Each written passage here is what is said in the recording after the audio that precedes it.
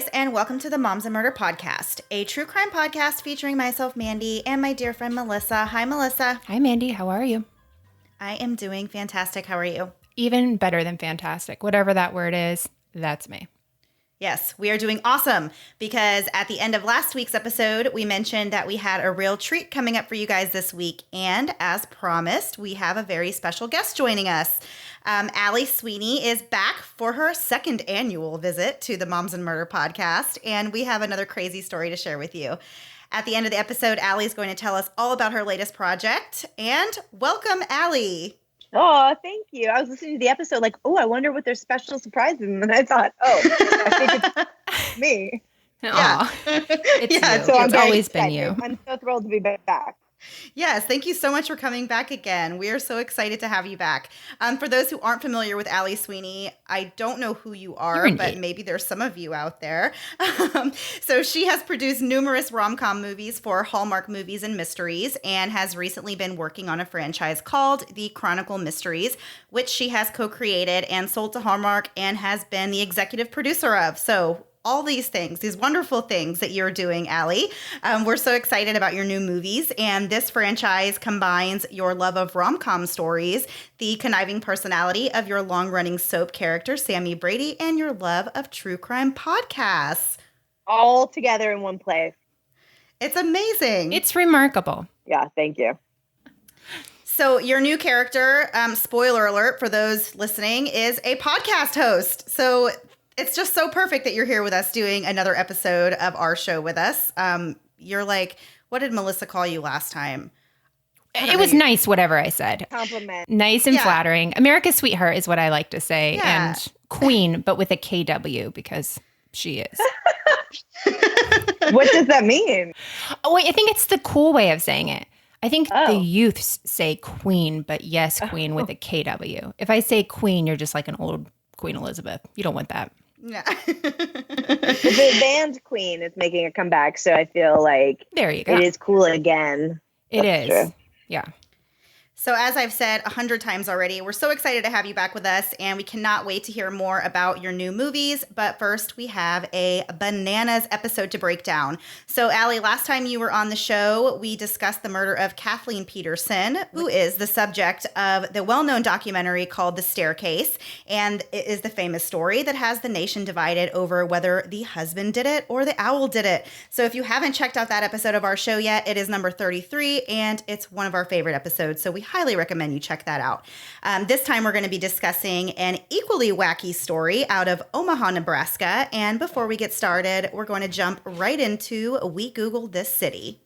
Omaha is the largest city in Nebraska and has a population of around 466,000 people according to the 2017 census. In 1993, the Counting Crows debuted their first album, August and Everything After, which featured a song called Omaha. If you aren't familiar with the Counting Crows, first of all, how dare you? But you might also recognize them by a song that was on that same album called Mrs. Jones, which we know became a really big international hit. And Did you say Mrs. Jones? Mr. Jones. I said Mrs. Jones. Allie, I'm going through a lot. But you know what? Mr. Jones had a Mrs. Jones, and that's really all you need to know about it. Okay. But they also had a bunch of other great songs. What was I listening to today? Long December. I love that song. I love I've been that playing song. a lot. Yeah. Yeah. So Omaha is also home to the Bob Carey Pedestrian Bridge, which is affectionately known as Bob. And Bob is a 3,000-foot bridge that floats over the Missouri River and links over 150 miles of hiking and biking trail. But Bob also connects Nebraska and Iowa. Fun fact, if you stand on Bob's state line and take a photo, it is called bobbing as opposed to bobbiting, which is very real and will send you to jail or the hospital depending on whether you are the bobber or the bobby. So go for the bobbing, but don't bob it anyone while you're there. So remember a few years ago when we were all wearing face masks and afraid we were going to die from Ebola? If Ebola ever becomes a thing again, you need to get your butt to the University of Nebraska Medical Center, where they have one of the leading high-level containment centers in the nation. In fact, they have hosted most of the nation's Ebola patients within the medical center. And lastly, in 2018, Omaha announced their new city slogan, which is This is a different one, which is "We Don't Coast," which is a nod to the fact that they are hard workers and that they also have no coast or beaches in Omaha. The new slogan was met with very mixed reviews of people saying they either did not get it or they didn't like it. Because of the controversy of this new slogan, I came up with a couple alternatives, and let me know what you guys think of these, okay? So the first one, if there's ever talk of like a haunting in the town or Omaha residents become notorious for like not responding to text messages, it could be changed to Omaha, we don't ghost. The next one is, thank you. The next one is Omaha, you count crows, we'll count corn. And then, please feel sorry for me. I need sympathy. The next one is Omaha, come to go bobbing, stay because you bobbited. I feel like nobody wants to bob it, right? Lorena ruined that for everyone. Well, I feel like she's getting like new attention, right? She is. There's sort of been a resurgence there of like people sympathize to, sort of wondering if there's another side of that story. Yeah, maybe, I don't know, she was taking a stand. Absolutely. And the last one is Omaha, we put the in Ebola. And so that is it. I think Allie Sweeney just rolled her eyes at me. You don't do this for a living is all I can say, Melissa. I'm shocked that people don't pay you money for these slogans. This is hurtful and maybe a personal attack. Oh, goodness. Okay. After that embarrassing thing, please, dear God, someone start this story. Okay. All right, here we go. So in the fall of 2012, Carrie Farver brought her SUV into a mechanic repair shop to have some repairs done. Carrie was a 41-year-old single mother to a teenage son named Max and was a computer programmer by trade. Carrie was very intelligent and had a close relationship with both her son and mother. She wasn't interested in getting into a serious relationship at that point, which would be great news for a man named Dave Krupa, who was about to walk into her life. Dave was a single father of two who worked at an automotive repair shop. That's when he and Carrie locked eyes. Dave knew he couldn't ask her out at work, so he just let the idea of a relationship with Carrie go. A few weeks later, he was scrolling through a dating app and saw Carrie and wrote her and just said, "Hey, I know you, ha ha," which honestly is kind of creepy. That ha ha is very aggressive. Yeah, well, ha ha, I don't know. That's your favorite thing to say, Melissa. And it makes it's a little different when you know the person. Like you can't come out of the blue and come out with a ha ha, because that can mean a lot of things. If you're already friendly, you hear their tone of voice in the ha ha. There you go. No, this is more like a ha ha. Yeah, right. Yeah. So several weeks later, Carrie came back into the shop where Dave worked and he asked her out. The two went to dinner and immediately hit it off. After dinner, Carrie went back to Dave's place, and while they were talking on the couch, Dave had a knock at his door. It was his on-again, off-again ex-girlfriend, Shanna Gollier, who goes by the name Liz. She said that she was just there to pick up a few things and would be on her way. After she left, Carrie told Dave, "I know what's going on here. Just call me when things are over." And she left and passed Liz as she exited Dave's apartment. A few weeks later, Carrie invited Dave over to her place. The two met, and before things became intimate, she said to him that she was really just looking for a casual thing and that if he was not good with it, then he needed to let her know right away. But he was actually thrilled with this kind of arrangement because he had been known to not really like getting too serious with women that he was dating, and he would often break things off when things did get too serious. He had previously been in a long-term relationship with a woman named Amy Fora, who was the mother of his children, but after several years, I think they said it was like 13 years. Oh, it was a lot of years. Yeah, it was a very long time. He still didn't want to commit to her, and they ended up breaking up. And Amy described Dave as being emotionless, which I guess in her position, I can completely understand.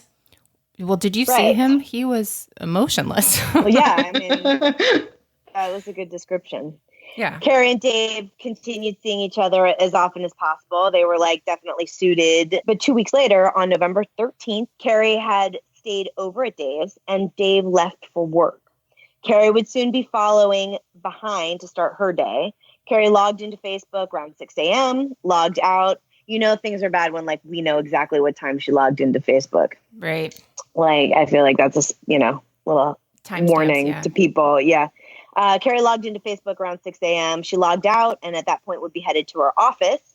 But around 10 in the morning, Dave gets a text from Carrie that asks if he wants to move in with her. He writes back saying no, that they've only known each other for 2 weeks.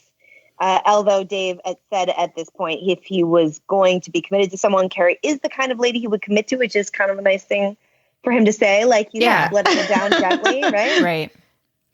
But shortly after that, Dave got a message from Carrie saying that she was done with him and that she had a new boyfriend. All of this is kind of shocking to Dave, but he was just glad to know that things hadn't progressed with her and that he could just cut his losses, right?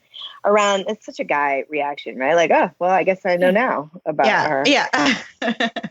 Around 9:54 a.m. that morning, Carrie had unfriended Dave on Facebook. Well, that's, That's the official. end of the line. Yeah, that's serious.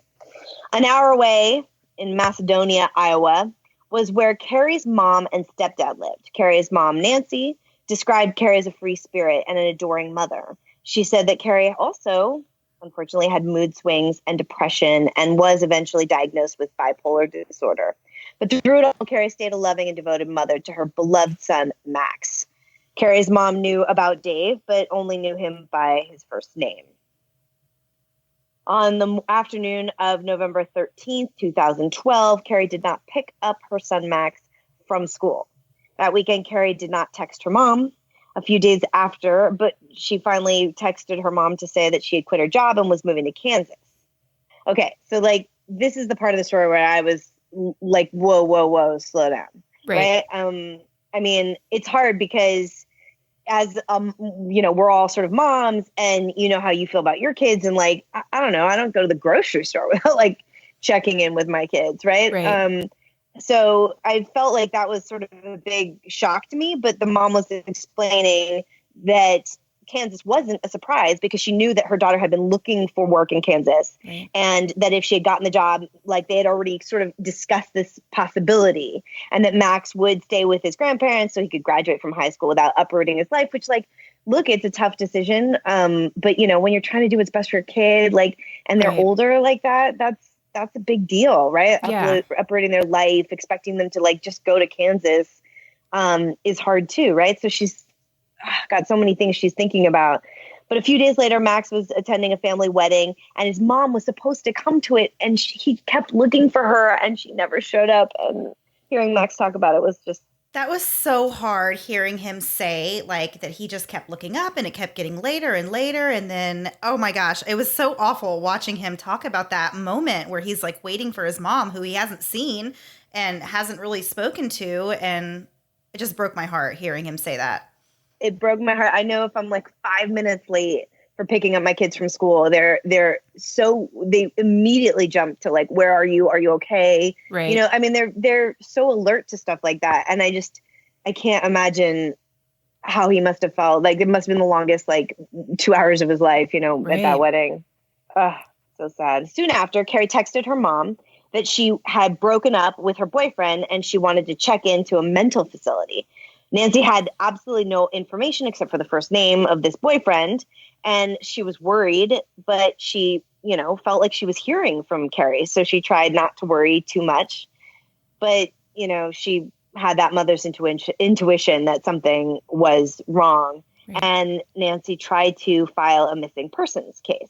She talked to the detectives explaining her mental health history. And the detective said basically that you're still in contact with her. So she's saying that she wants to be gone. While Nancy was getting these text messages, she decided to try and call Carrie, but Carrie would never pick up. The text messages from Carrie said she and Dave were moving in together. Carrie also texted her employer at the same time and announced that she was quitting her job, which did not sound, can you imagine quitting your job via text? No. I don't know a lot of employers that would take that. Okay, but that is what happened. Carrie told her mom that with the move, she was selling her furniture and she wanted to know if the person who was buying the furniture could go to Nancy's house to pick it up. She sent Nancy a photo of the check written for $5,000. Nancy said that until she actually spoke to Carrie on the phone, she would not be helping her with the furniture or anything else. And thank goodness Nancy put her foot down. Yeah. That whole thing was so bizarre. Like, you get no video calls, you get nothing. Like, it's not like she's saying, hey, my phone's not working, my picture's not working, my video's not working. She's sending a picture of something, but you're not going to get what you want. This is just me trying to get my way, in the situation. So, right. So with Carrie gone, Nancy decided to file for temporary guardianship of Max. And they worried that if Carrie did come back, she was clearly not doing well, and they didn't want her to pick Max up from school and just whisk him away. Nancy said that she struggled with this decision as she didn't want to hurt her daughter, but she was assured that this was just a temporary guardianship and that when Carrie showed back up, all of this whole situation could be fixed. So Nancy shared this check that she had this picture of with the police, and the police found out who had written the check. It was a woman named Shanna, or Liz Gollier. This was the same woman that had previously dated Dave Krupa. The police realized this, and they decided to talk to Dave. Liz talked to the police and told them her checkbook was stolen and that she did not write any check to Carrie. When the police finally talked to Dave, they made a visit to him at his job and they asked if he knew anybody named Carrie. And his first thought was, oh, the crazy one. And this was his first thought because he had been getting bombarded with hundreds of text messages from Carrie every day. He would change his number and still the text messages would continue. So Dave said that he didn't care where she was. He just wanted her to leave him alone. At this point, Carrie started texting the detective that was working the case, and I'm not really clear on exactly how this happens. I guess the detective may have sent her phone a message to see if she would reply. Otherwise, I don't know how she would have gotten the detective's phone number. But in her text, Carrie says, I wish you would stop talking to Dave Krupa. And the detective wrote back that they are happy to stop talking to Dave Krupa, but that they are working a missing persons case. And so until someone knows that she is not actually missing, they were going to keep searching for her. So the detectives get another text that says, I want one person to go away for destroying things for me. That is very ominous. Very, cryptic and ominous and all of those things. Yeah, it was really alarming. A lot of those text message conversations, like they were really extreme. And, you could understand from Dave's point of view, he was like, I need this to stop coming into my phone. No matter who you are, you just don't want to keep reading that. Like, it starts to become upsetting. Right. And things really began to escalate at this point. Dave continues to get text messages from Carrie. They say these horrible things, that like Liz is the reason they broke up. That's not one of the horrible things, but that was how it all started. And then she's talking about how terrible Liz is. And she fluctuates between wanting to get back together with Dave, but then saying that she's done with him and how horrible he is. And there was like a lot of vulgar language in them. I mean, it was really aggressive stuff. Liz realizes that she may be in danger about this time because now she is getting aggressive messages from Carrie and the police are reviewing those as well. She gets one that says to check her garage. Okay, this started to really freak me out. Right. She goes out and finds the words "whore from Dave" painted on the wall. Liz is obviously super freaked out that Carrie was able to get in her house without her knowledge because it was inside the garage, right? That it was spray painted. So yeah, I mean, like she had to make that happen, which I don't know how I would sleep at night in my house. No, that's like every scary movie. Somebody gets in your house like that. Yeah. During this time, Dave and Liz start talking and they are comparing notes. They have no idea what is going on, but they're kind of stuck like in this terrible mess together. The police believe that Carrie is a stalker and may be dangerous. And Carrie is writing to Dave, telling him things in real time, like that she could see him in his house and she would say what he's doing or what he's wearing. And like she was correct. It's accurate. So he knew that she was in fact watching him, which again, like every scary movie is like the creepiest thing. She also told Dave she had stolen his key and was coming and going in his house as she pleased. While all this was going on, Dave ended up buying a gun for protection, and he stored it at the top of his closet. Nancy and Max, meanwhile, are continuing to write back to Carrie via the text conversations, right? Carrie continues to write things on her Facebook wall, and she returns text messages to her family. Carrie's father had cancer, and he died during this time. Carrie missed the funeral and wrote to her mom saying that she was sorry she missed the funeral, but she later posted on Facebook that she and Dave Krupa were getting married. Carrie continued to miss big life events over the course of the next several years, including Max's high school graduation, which is just heartbreaking. Every time he was on there, I just wanted to cry. Well, I wanted to hug him, and I'm not a hugger, but I literally felt the need to hug that kid. So Nancy and Max didn't know what to believe. They didn't think Carrie would have missed all these big things, but every time she would write to them, it just kind of gave them more hope that she was, alive, and she just had this different life. So they would just hope that, this was all really happening. So she did decide to write her mom a Mother's Day to say Happy Mother's Day, but Nancy writes back and says, if you love me, you're going to call me. And so she did not write back at that point. Max wrote her on Facebook one day, just the word hi. And Carrie wrote back to him and said, hey, little man, how are you? And Max responded by saying, I have 3 questions. Number 1, what's my middle name? Number 2, what was our first boxer's name? And number 3, who was my best friend as a little kid? And Carrie never responded to any of Max's simple questions. So Liz, at this point, continues to be harassed by Carrie as well. She receives one message that says, I'm in your garage. What should I do to your car? I see my handiwork is still on your wall. And she attaches another photo from inside the garage. So as the months went by, Carrie's messages become more and more intense. In one of the more unsettling texts she sent to David, it said that she had actually kidnapped Liz, and she attached this photo as proof of the kidnapping. It's this picture of this woman that's bound up, but you can't see her face at all, and it's taken in a way where you really couldn't see her face. So Dave sees this picture, writes her back, and says, nah, I don't believe you. You're not showing me anything real. And so at this point, she sends a fake obituary that she made about Liz. And in essence, it says Dave, we've talked about Liz being dead, and I'm going to find someone to do this for us. So she also says in this message, should I have her kids killed as well? My goodness. So upsetting, just increasing in intensity and just craziness, really. And no one's able to find her, and it's just obviously scaring everybody. I think we have to remind the audience at this point that it was 2012, right? Because I feel like, today, or I don't know, maybe everyone was a little bit sharper to checking locations on texts, but even that's just, true.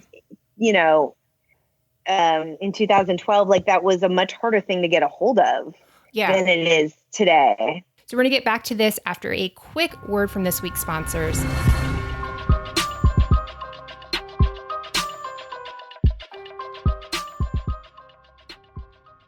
We know buying bras is on the top of absolutely no one's list. In fact, it falls somewhere on the list near going to the eye doctor and filing my taxes.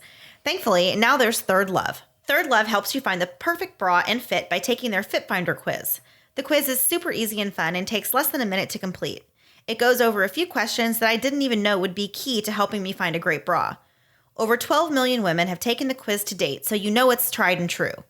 Third Love helps you identify your breast size, which actually matters when finding a good fit and shape, and find styles that actually fit your body. Hands down, no questions asked. Third Love makes the most comfortable bra I have ever owned, and I know it'll be the same for you. Third Love sent us both bras, and I loved mine so much, I just purchased another one. A big issue I've had with bras in the past is that the straps always seem to slip, but they don't with Third Love, and they have tagless labels, so there's no itching in that weird place in your back that you can't even reach to scratch. Third Love knows there's a perfect bra for everyone, so right now they are offering our listeners 15% off your first order. Go to thirdlove.com/murder now to find your perfect fitting bra and get 15% off your first purchase. That's thirdlove.com/murder for 15% off your first purchase today. I used to spend an obscene amount of time on Pinterest looking at adorable outfits, pinning them, and trying to recreate them on my own, knowing good and well I'd never drop $85 on the J. Crew shirt I was swooning over. Lucky for me and you, Poshmark is now a thing, and oh, what a thing it is. This week I found a J. Crew black and white gingham shirt that is a tall, which for me is key. It is absolutely adorable, and the best part is I got it for only $15. And I can pair it with a pair of Chelsea booties I bought for $20 that were brand new for $75. We are jumping into spring down here in Florida, and I love knowing that I can switch up my wardrobe by selling some of my winter clothes on Poshmark and buying new clothes for spring on Poshmark as well. Like Mandy said, once you're done wearing something, you can easily sell it on Poshmark. Upload photos, name your price, and you're halfway there.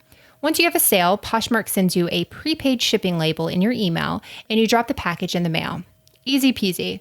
With Poshmark, selling is easy for both the buyer and the seller. Find deals for clothes, shoes, accessories for women, kids, and men for brands like Coach and Converse.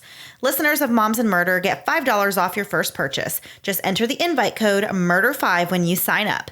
That's invite code MURDER5. And now back to the episode.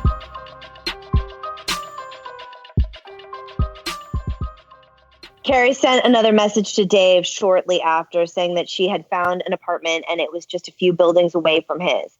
He gave her an address and an apartment number. Dave turned this information over to the police to pay Carrie a visit. They arrived at the address of the apartment building, but the apartment number that she had given Dave wasn't correct. But near the complex, they did find something of Carrie's. They found her SUV that was still partially buried in the snow. The police combed through the entire vehicle and found one fingerprint. It was on a can of mints in the center console. Police took that fingerprint and ran it through the national database, but there were no matches. The police felt that with the amount of snow on the vehicle, it had likely been there for months, and Carrie could not have been driving it.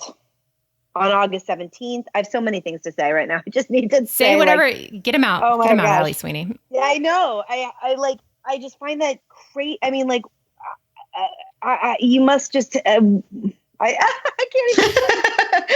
Carrie would send him a message of the address, and then the cops are like now canvassing the area because obviously that address means something. So I think it's so smart that they sort of like widen their search, and then they find her car, and then it's buried in snow. And I mean, obviously they didn't find that fingerprint like right away. So like the work that went into searching that car, and like after everything comes up super clean, which is also weird. Like how many fingerprints are in my car? I mean, I can only imagine the goldfish that they would find from 2012 in between the seats. And so, you know, I just think that's insane. Like this one mint like, you know, the can of mints has the fingerprint, and then it doesn't turn up in the database. That must have just been so incredibly frustrating. Right. On August 17th, Liz was moving things from her old house to a new one that she was renting. As she went back to pick up more things and her animals, she saw that her house was on fire, and the fire killed her 2 dogs, her cat, and her pet snake. This was so sad. This was such a sad part for me. I'm such an animal lover. This was horrible. Liz was devastated by the loss, and this only furthered the relationship between Liz and Dave because he felt terrible that she was going through all this because of a woman he had dated, Carrie. So Liz gets a text message from Carrie, and this was horrible too. She texted, "I hope you and your kids died in that fire." It does not get more dark than that. That's absolutely terrible. And you just have to imagine every day they're dealing with this, not once a day, multiple times a day, constant. Somebody's following you. Now somebody's set your house on fire. Now your pets are dead. They want your kids dead. Like, where does it end? And the police are helping you. And so far they don't have any, you know, they don't know where this person is. Right. I mean, Dave, like, must be beside himself at this point. Like, how do you even keep your job? Like, how do you go about the rest of your life? Yeah. Right. So the following Christmas, Nancy got a call that Carrie was at a local homeless shelter. So she contacted a police officer, and they went with her to go check out the shelter and see if they could find Carrie. When they arrived, they showed Carrie's photo to the man that was running the shelter, and he said that nobody matching her description had ever been there. So it was yet another dead end for the devastated mother. Nancy began to worry if somebody may have kidnapped Carrie and actually stolen her identity. And she talked to the police about this, but they said that they would investigate it. Although I kind of got the impression that nobody really believed that. was true at this point. Right. They were still kind of working on this theory that Carrie was somewhere out there and they would find her eventually, I guess. So Carrie continued to write these chaotic Facebook messages. She would say things like, I'm a grown woman and I can leave if I want to. And she even at one point said that she, her son Max didn't want to come with her, even though she, asked him to, and all these crazy things. So Dave Krupa continued to be terrified as he received text message after text message, email after email, all from Carrie. And of course, he has already seen now what she's done to Liz's house, and he didn't want to stick around to see what was going to happen to him. In February of 2015, Dave decided to move to be closer to his children in Council Bluffs, Iowa. He had hoped that Carrie wouldn't be able to find him there, although he became concerned when his gun had gone missing from the top of his closet. He bought another one, as this fear that he had of Carrie never went away, even though the text messages and emails did start to slow down. And so did his relationship with Liz, really, at this point. They kind of, that fire stopped burning as hot, I guess, at this point in time after he moved away. In April of 2015, two new detectives heard about the case of the missing woman, Carrie Farver, and their names were Sergeant Detective Jim Doty and Corporal Ryan Davis. The case was very intriguing to these two, and they decided to take another look at it.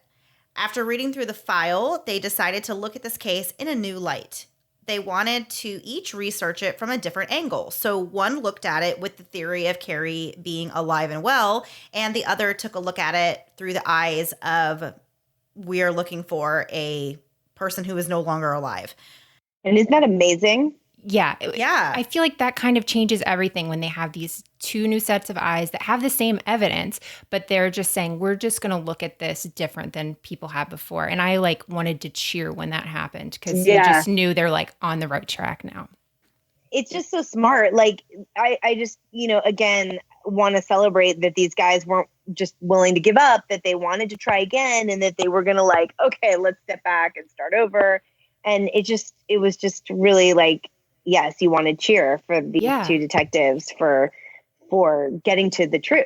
Yeah, and it was kind of this wasn't given to them by the chief or whatever. They heard about this case and were like, oh, I want to look into this. There's so many interesting things. So it was they were in it from the beginning. As soon as they heard about it, they were ready.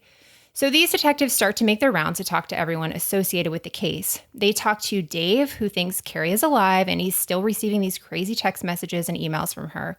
He actually turns over everything he has to the police, which included over 11,000 emails from Carrie. And this is about a 3-year time span. So, several years, but 11,000 emails. I would throw my computer out the window. I think I actually have that many unread in my inbox right now.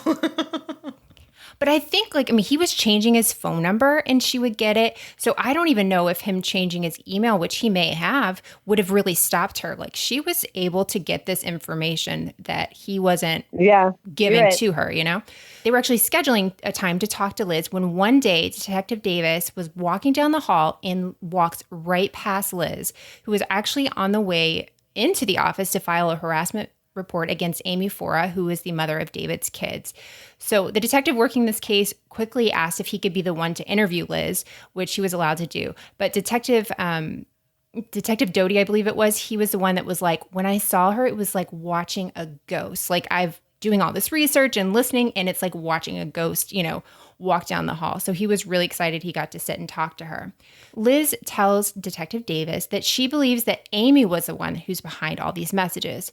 She knows that Dave and Carrie only dated for 2 weeks, so Liz just does not think Carrie would be this upset over Dave. But Amy had always wanted to be with Dave. She has his kids, and he still doesn't want to commit to her. So Detective Davis told her that he would do what he could to help Liz out. So after meeting with the police a few days later, Liz was actually taking a walk in the park when she said that a woman approached her from behind, put a gun up to her head, and Liz believes this whole time that this is Amy Fora. So she stood up, and when she does this, the woman actually shoots her in her leg and takes off. Crazy. So now we're talking injuries and, it's escalated so much. So the police quickly go to visit Amy to talk to her about this shooting.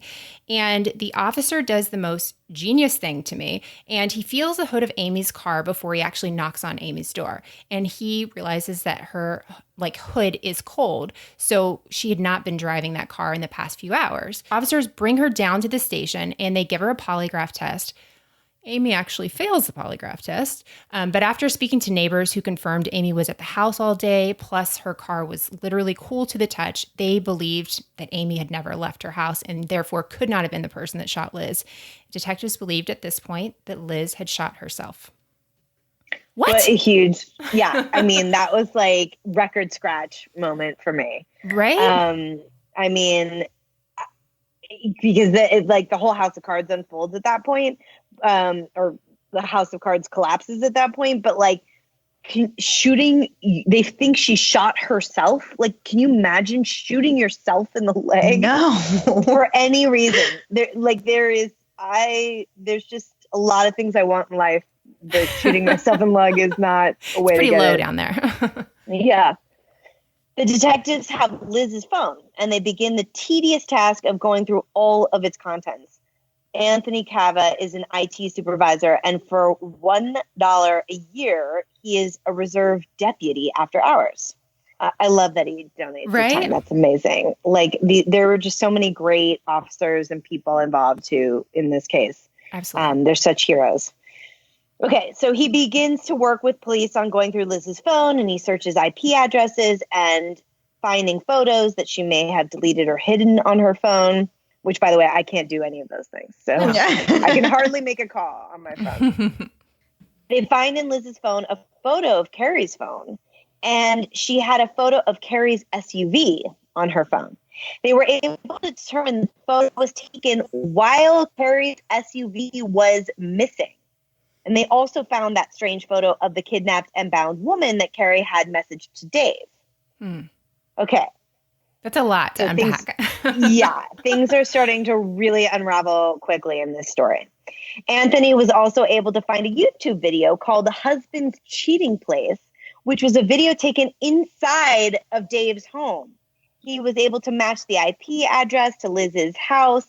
They were able to match almost everything, including photos, emails, texts, everything to Liz's home IP address. They decided to compare the fingerprint that they had found from that mint tin, and it is Liz's fingerprint. It's a match. They asked Liz to tell them all the interactions she had with Carrie, and she once again said she only ever saw her in passing at Dave's apartment.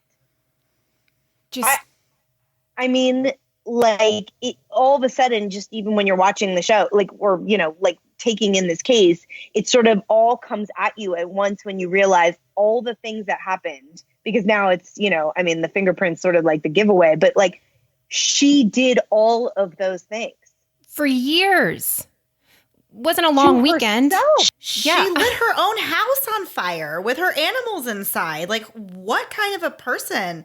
I just cannot even believe like the levels that she went to make it seem like Carrie was doing these things. I mean, who lights their own house on fire, especially with their pets inside? I mean, like, you're a monster. As you said, there's something so also like, I know that there's nothing that justifies it, but you could sort of like maybe understand a night of craziness or, rage, like if you're in the heat of the moment and you do something insane, but to carry on this charade for so long and with so many people. I mean, like her, the son and the mother and the employer. I mean, like the work, how do you do anything else with your day? Like the work that went into this. Right. And then the horrible thing she did, like, it's so horrible. Yeah. And all the people she hurt over and over and over and over again, every time her son or the mom thought maybe she's,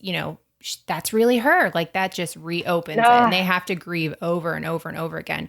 This is, I don't have anything else to say. Yeah. I mean, what do you say? There's really, it's crazy. And then you think about how then she herself chooses to go into the police department and accuse the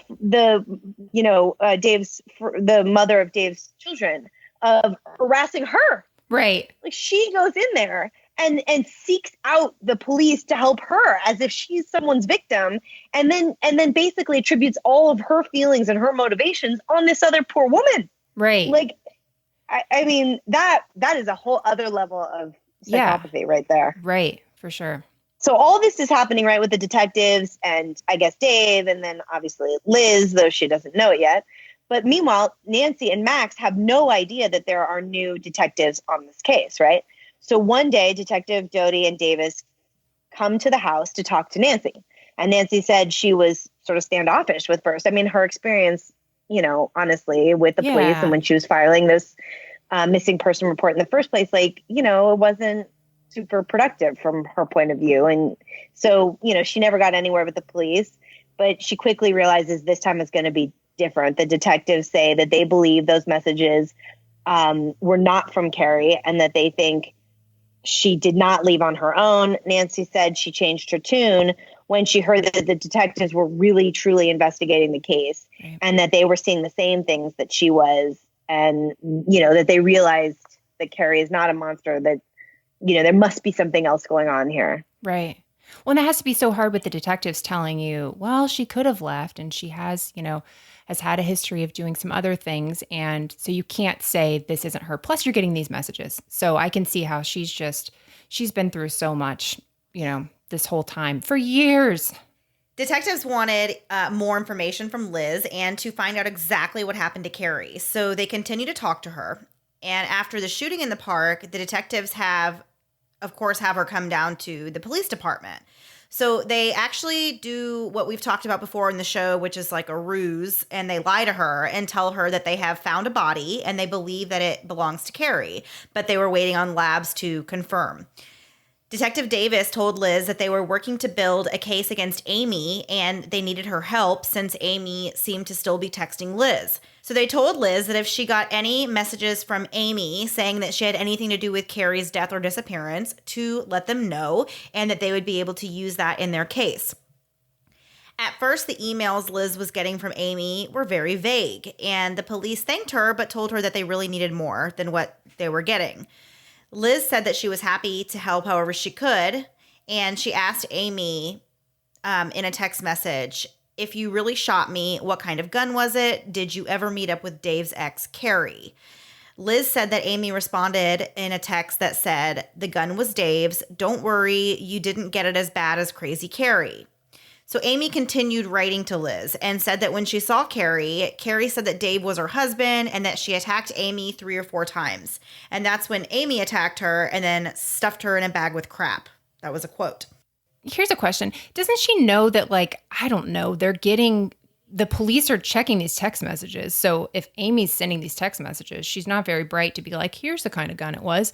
Like, at this point, she's being told to give more information. So I think she's just panicked and hoping this case will come against Amy and is like, let me just lay it all out there, even though based on all the other stuff she did, it doesn't make sense that she was so forthcoming. You know what I mean? Like, it just, all of a sudden, it's so obvious that Amy's doing all this. That doesn't make sense. It was actually something I was talking to with Laura Richards on Real Crime Profile, but she was saying that there's that especially when people get away with something for a long time, there does start to become an arrogance, and they have been succeeding for so long that it's not, you know, you can really sort of believe. It seems crazy to us because we know how it ended, but like she's from the position of like her tricks were, her scheme was working for years. Mm-hmm. I mean, years she was getting away with it. So she gets a little cocky, right? Yeah. Like, and thinks that she can really hang Amy with these charges, and that she's the smartest person in the room, and that if she tells this story to the police, everybody's going to believe her. Right. So it just goes to show her, you know, her ego, or, you know. So Dave heard from Liz that the police think that Amy is involved. And he's obviously very confused at this point, as he is now living closer to Amy, and he's thinking that he was getting away from danger, not moving towards it. So Detective Davis can't tell Dave what they really know, but on this recorded call, when Dave asks what he should do, Detective Davis says that he can't say much, but he would move in with Amy and avoid Liz like the plague. So Dave did just that. He moved in with Amy, who, as we said before, is the mother of his children, and they have a long history together. Of course, Liz is not happy about any of this. She becomes livid and says in an interview with the police that the only person that benefits is Amy. She shoots someone, kills someone, and lives with Dave. So this is this is all, Liz, more of her crazy shenanigans. And we are going to get into even more of this story after a quick break for a word from this week's sponsors.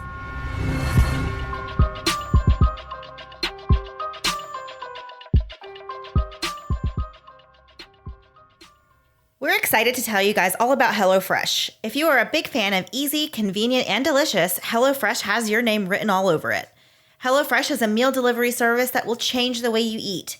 You can choose from their 3 different plans: classic, veggie, and family. HelloFresh meals are delivered right to your door in recyclable, insulated packaging. My daughter loves to cook with me on HelloFresh nights, which is great because thanks to HelloFresh's simple recipes, they're actually outlined on step-by-step instruction cards. I can actually feel confident as we work together to make a delicious meal. And let me tell you, these meals are delicious. And the best part is you won't spend all night in the kitchen because these recipes only take around 30 minutes to make. HelloFresh also knows that you are busy, so they make your account on their website very easy to manage, and they give you the ability to choose your delivery date to match your busy life, and you can pause deliveries while you're on vacation. My family and I loved the creamy dill chicken recipe with potatoes and green beans. The creamy dill sauce was delicious and tasted great with the chicken or the veggies. Everyone in my house thoroughly enjoyed it and cleaned their plates. For a total of $60 off, that's $20 off your first 3 boxes, visit HelloFresh.com/momsandmurder60 and enter code momsandmurder60. Again, for $60 off, that's $20 off your first 3 boxes, visit HelloFresh.com/momsandmurder60 and enter the code momsandmurder60. Last week was Valentine's Day, which means someone we all know is now engaged. So congrats to the happy couple, and now comes the fun part. Planning your wedding.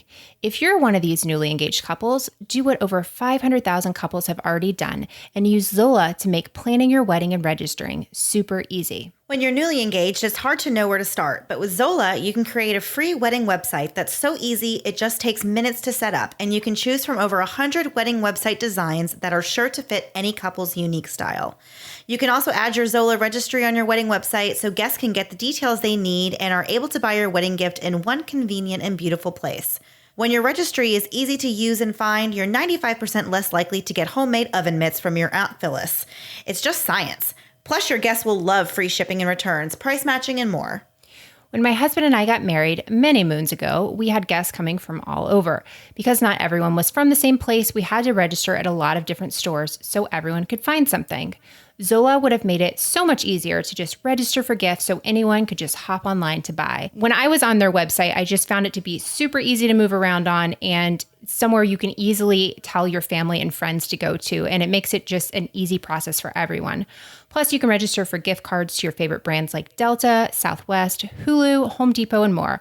Or you can ask for funds for your honeymoon or new home. The possibilities are endless. Zola's website also makes it easy to personalize your wedding website with all of your wedding details, including an FAQ, because who wants to tell their mom's creepy boss that he can't bring his new internet girlfriend as his +1 when you can just direct him to your FAQ?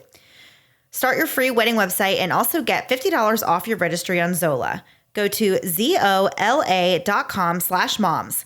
Again, to start your free wedding website and also get $50 off your registry on Zola, go to zola.com/moms. And now back to the episode.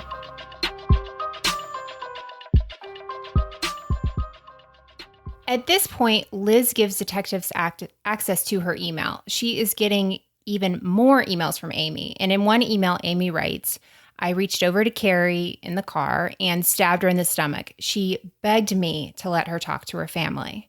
So Amy's just giving detail after detail after detail in these emails that anyone can read. So Amy also says in this email that Carrie had a yin and yang symbol tattoo that was actually on her thigh. And that's something that her family knew about, but that wasn't like public information. And after hearing this, detectives take off to look for Carrie's SUV. They realize it's been a few years since Carrie went missing and that the SUV at this point has been sold, but they realize that there could be stuff, if Amy, quote unquote, Amy has stabbed Carrie in the vehicle, there could be blood that they didn't see before. So they find out where the SUV is and they test the front seat and they find traces of blood, and it was a match to Carrie's. So the police pick Liz up on a misdemeanor. They never really talk about what that misdemeanor was, but they end up really talking to her the entire time about Carrie. Liz at this point realizes very quickly that this isn't the normal conversation they were having before, and what she thought about Amy's involvement, and they may actually think at this point that she's involved. So Liz says she doesn't know what's going on, but she's very worried that something's going to happen and her kids won't have their mom, which made me sick. Yes, her kids would not have their mom, but do you care about anybody else's kids? I mean, just... Well, that too, but honestly, thank God her kids, aren't going to be parented by her. Right. I mean, she's capable of anything. Detective Doty asks her to tell them why her fingerprint would be on the mint can in the car if she only saw Carrie that one time in the hallway at Dave's.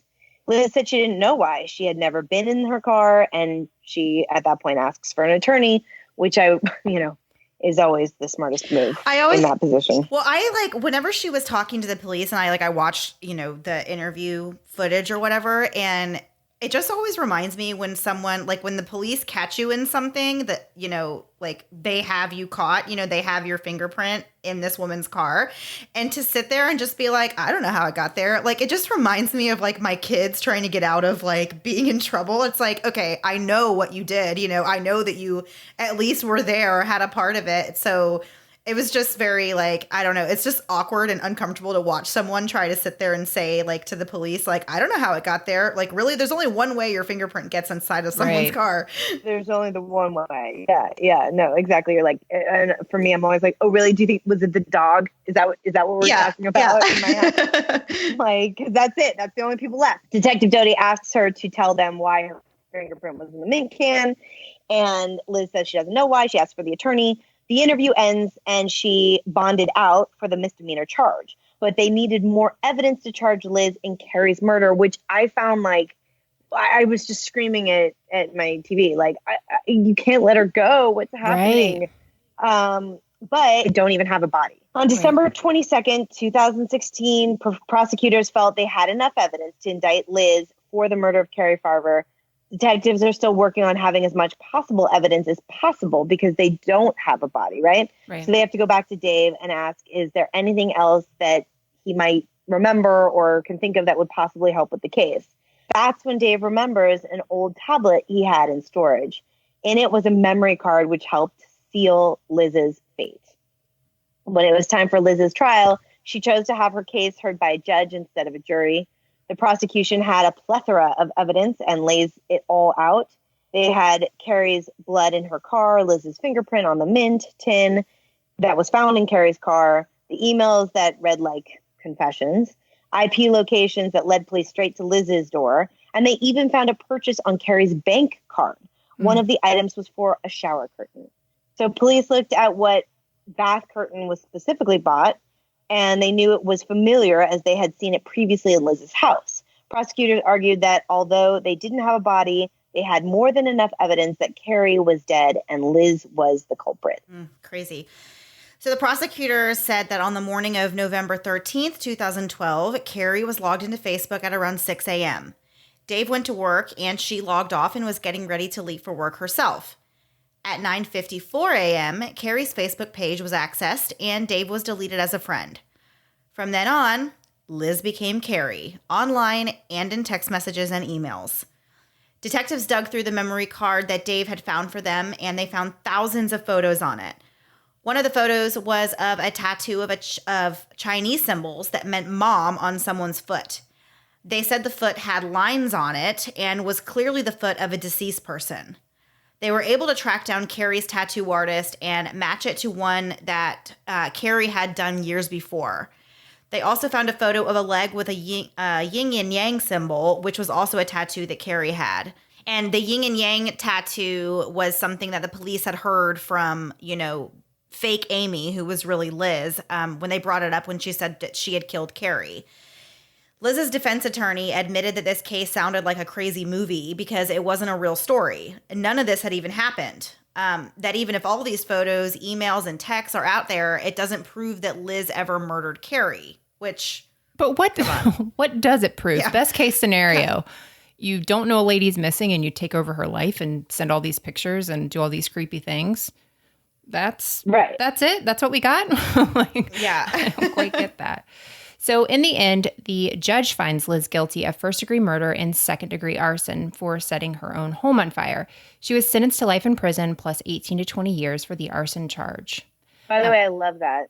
Yeah. That felt so really at that point, there's so much you can't undo, right? So much harm and damage to these other people, the families, and poor Dave, who's like traumatized for life, probably never going to date another woman ever. Right. And I mean, but just, it felt like satisfying that the judge not only sentenced her to life, but also was like, oh, and by the way, another 18 to 20 for the fire. And, the firefighters who risked their lives to go help you put out that fire, and poor animals, not enough they could do to this woman. Do you think it was smart of her to have a judge on the case instead of a jury? Do you think she would have had a better chance if it would have been a jury? Because then you just need to sway one person with that. Right. I think it's weird that she chose the judge. I think the judge, because also I think a jury is more likely to be swayed by there was no body. Right. Whereas the judge probably has more, technical experience with the law to understand, did they or did they not actually sort of meet the criteria to establish it. And so probably you're right. Like a jury, you might have been able to convince a jury more on the oh, this is ridiculous kind of an argument. Yeah. I almost wondered if she thought of that for appeals going forward. If this doesn't go well, then maybe I could appeal and say I was under duress and chose to have a judge and I should have said jury, but my attorney wanted a judge. You know what I mean? You're kind of setting yourself up. Right. She's obviously somebody that's thinking ahead, no matter how she's thinking. So there was an update that we have, in that Max is in school. Actually, he probably's graduated by now, to be a software engineer, just like his mom. And and he was super thankful that they were able to restore his mom's good name and to convict the person that so selfishly took her from them. In August, and that's one thing, they're just, Liz ran her name through the mud and just made it where she was this vile, terrible person that said these terrible things to her mother, to her son.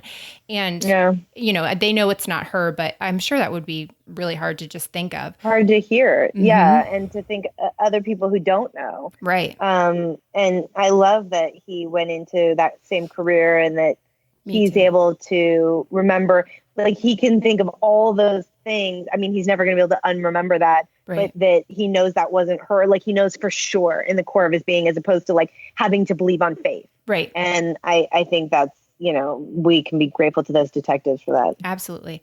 In August of 2018, the public defender for Liz filed an appeal with the Nebraska Supreme Court and said that while there was a lot of evidence in the case of Liz, there was only very little circumstantial evidence of murder or arson. Okay. Lori, an assistant to the Douglas County public defender, also argued that Liz's trial attorney, James Martin Davis, was so ineffective that she deserved a new trial. In November of 2018, the court rejected Liz's request for an appeal. Judge Stephanie Stacy wrote this in the court's opinion. Quote, a rational fact finder could conclude that the state proved Golyer killed Farver purposely and with deliberate and premeditated malice. There is no merit to Golyer's claim that the evidence was insufficient to support her conviction for first-degree murder. AKA, you go, girl. Yeah. You did it. And stop complaining. Yeah. I mean, look, I follow other cases where, and again, it's sort of the same thing all the time when people like this are trying to use the system to play the system, there are people legitimately out there with a real case about ineffective assistance of counsel.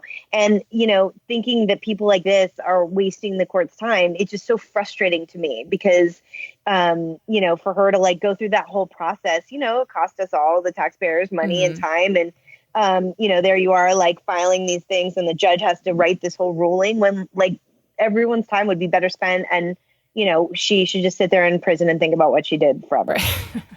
Absolutely. You are absolutely right. Well, thank you for talking to us about that today. And we did talk about this missing persons case, which is the theme of your first movie in the Chronicles mystery called Recovered. And we wanted to talk to you a little bit about this new series and what we have to look forward to. Mandy and I got to watch this first movie, and it was so great. I totally loved it. It was fun and exciting, and I'm not using very good adjectives, but it was just like, I love that my daughter could watch it with me, and it's like crime and mystery, but it's not like overtly, gratuitous, with violence or anything. I mean, look, I think that for us, what we're looking to do is thread this needle of, really compelling, exciting mystery and challenging the audience to like follow the clues with Alex, my character, and Drew, the, handsome journalist that she's working with.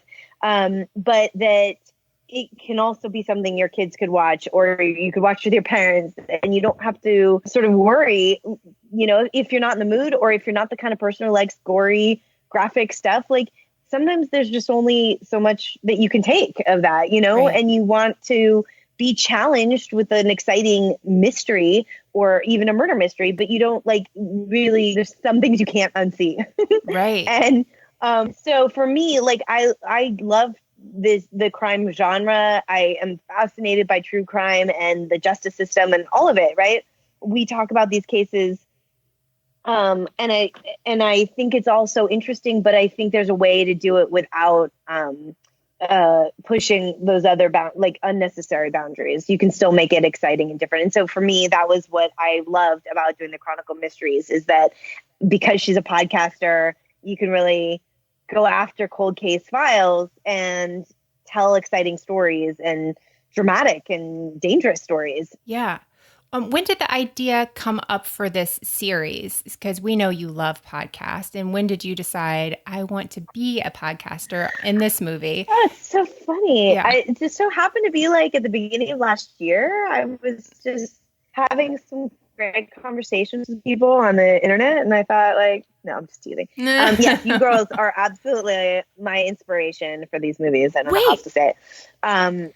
Hold on, I have to make sure everything's recording. Let me just double check everything. I don't care if we lose the rest of it. I was like looking at the two of you in that closet from last year, and I was thinking like, oh, it's never going to be a closet. Like just preparing you now that we got to make it a little more glamorous than the way it really goes down. My life is full of glamour, Allie Sweeney. Full of it. Well, you do live in Florida, so there's some glamour.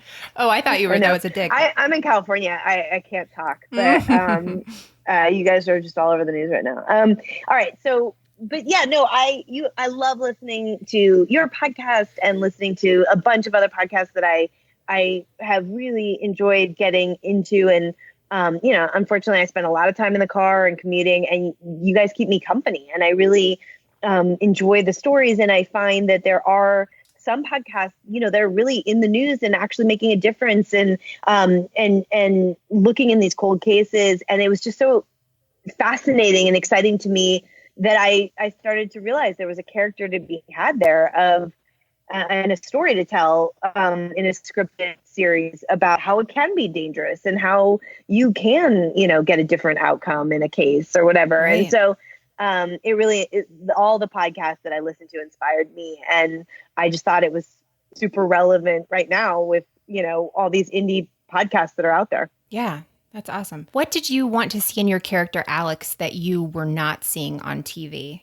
Well, first of all, I think what Hallmark does really well is these female protagonists. You can really count on Hallmark to provide strong leading women characters that we all get behind, and you watch it and you feel like that could be you.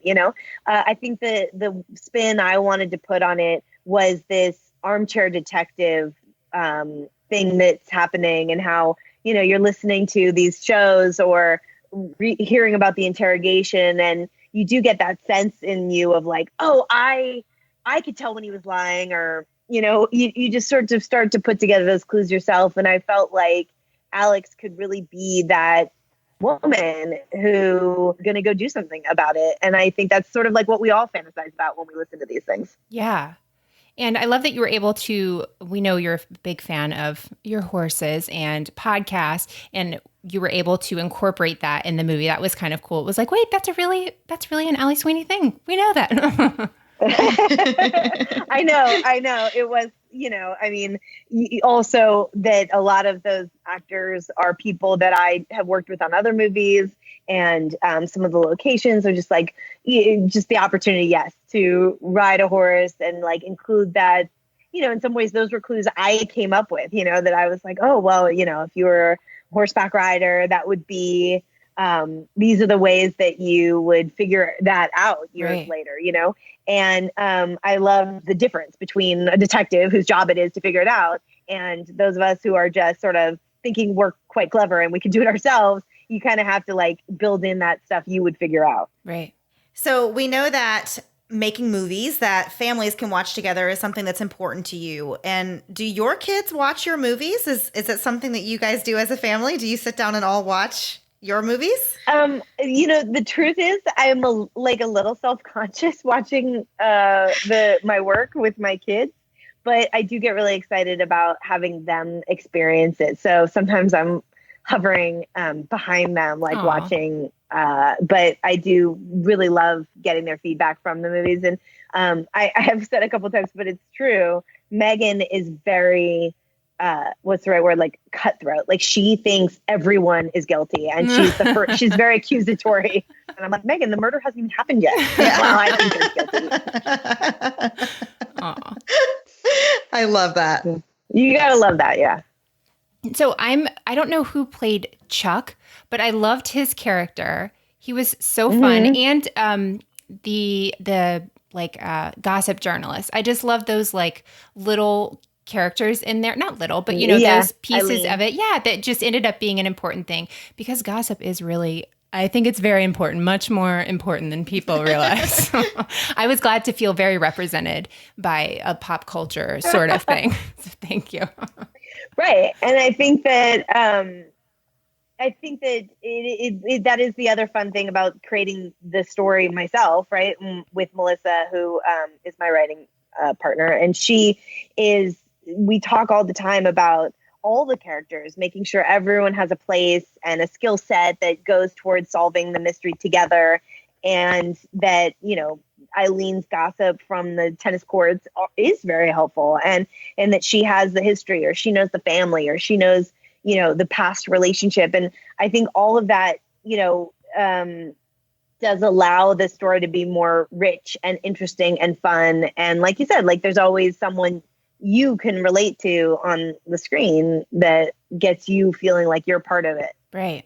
So what is your favorite part about making these movies? Is it the acting, or just the whole creative process, or the producing, or what is Ally Sweeney's favorite thing?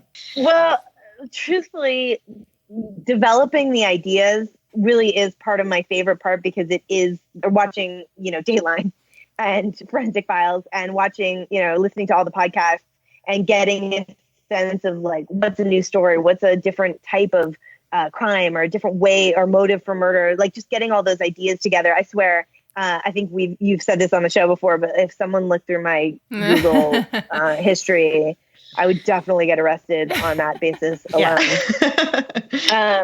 But it's exciting and fun. And, Melissa and I work really hard on Melissa and I work really hard on developing everyone's motivations, so that, again, I mean, as insane as it is, Liz had a goal, and her goal was so clearly like to get Dave to take her back. And I mean, you think about what she did for that, it's crazy, right? But that was what she was trying to do, and it worked for a time. Yeah. She did end up getting Dave over there to protect her, and over there feeling guilty, like it was his fault that she was being stalked by this crazy woman. And I mean, I just can't fathom how she thought that would all work out in the end. But, that was what she was going for. And then later on, her goal was to try to shift the blame to Amy for possibly the same reason. I mean, it wasn't really crystallized, but to me, he moved closer to Amy,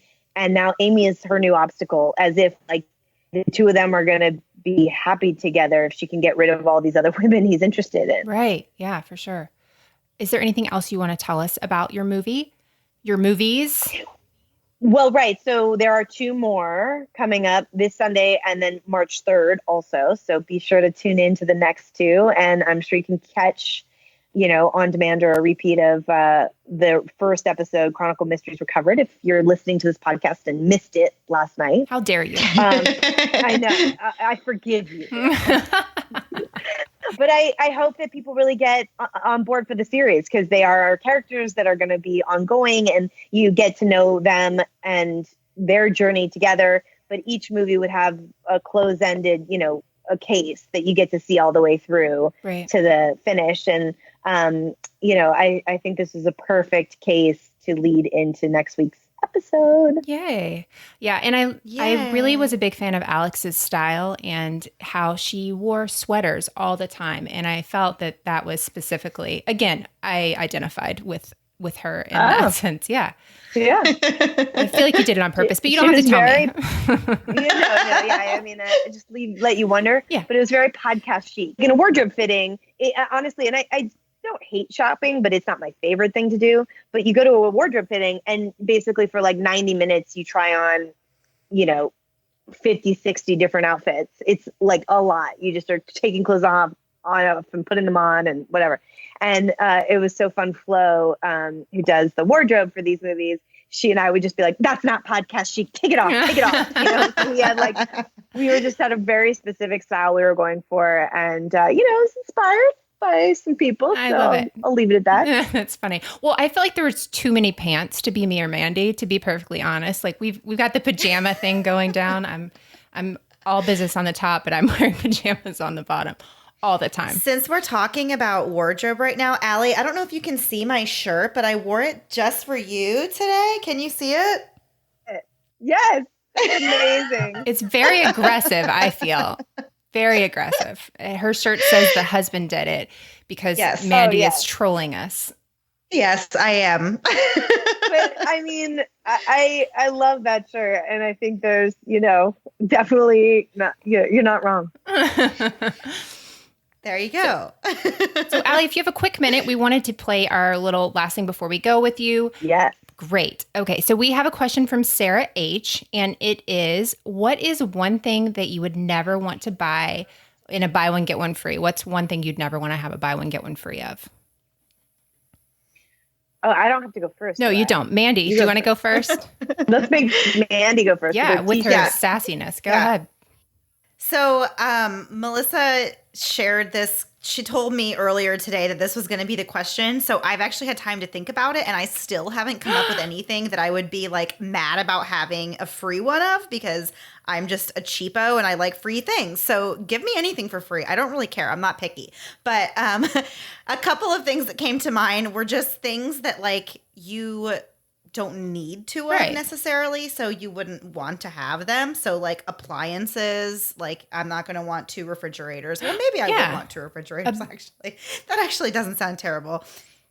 Yeah. Yeah, I take that back. But then other things were just terrible. I wouldn't want a buy one, get one free colonoscopy or any kind of medical procedure. Mm-hmm. I just want one at a time. But there you go.